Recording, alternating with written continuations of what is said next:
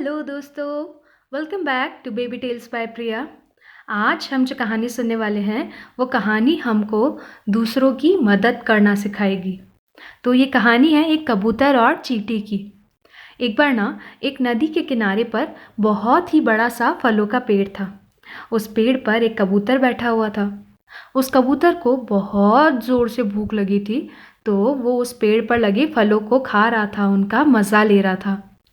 तभी एक बहुत ज़ोर से ना हवा का झोंका आया और उस हवा के साथ ही एक नन्ही सी चींटी उस नदी में जाके गिर गई। चींटी जैसे ही नदी में गिर गई तो उसने आवाज़ देना शुरू किया, मुझे बचाओ, मुझे बचाओ, कोई तो मेरी मदद करो। तो जैसे ही कबूतर ने उसकी आवाज़ सुनी तो कबूतर अपने फलों को छोड़कर तुरंत ही चींटी की मदद करने के लिए पहुंच गया। कबूतर ने क्या किया कि एक पत्ता लिया और चींटी को दे दिया। चींटी तुरंत ही उस पत्ते के ऊपर चढ़ गई और उस चींटी की जान बच गई। अपनी जान बचाने के लिए चींटी ने कबूतर को धन्यवाद बोला। फिर कुछ दिनों के बाद उस जंगल में एक शिकारी आया।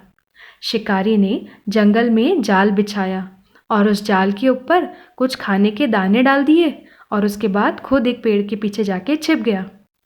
चींटी ये सारी घटना को देख रही थी।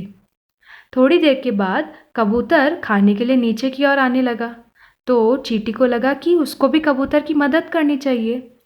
तो फिर चींटी ने क्या किया कि वो जो शिकारी छुप के बैठा था, चींटी उसके पास गई और जाकर उसके पैर पर चींटी ने ज़ोर से काटा। चींटी के काटने से शिकारी की चीख निकल गई। तो जैसे ही शिकारी की आवाज़ कबूतर को पहुंची तो कबूतर चौकन्ना हो गया और वो वापस से उड़ गया। इस तरह से इस बार कबूतर की जान बच गई थी। तो ये कहानी हमको क्या सिखाती है कि जो जैसा करता है ना, उसको वैसा ही फल मिलता है। कहानी में पहले चींटी मुसीबत में थी तो कबूतर ने उसकी जान बचाई थी।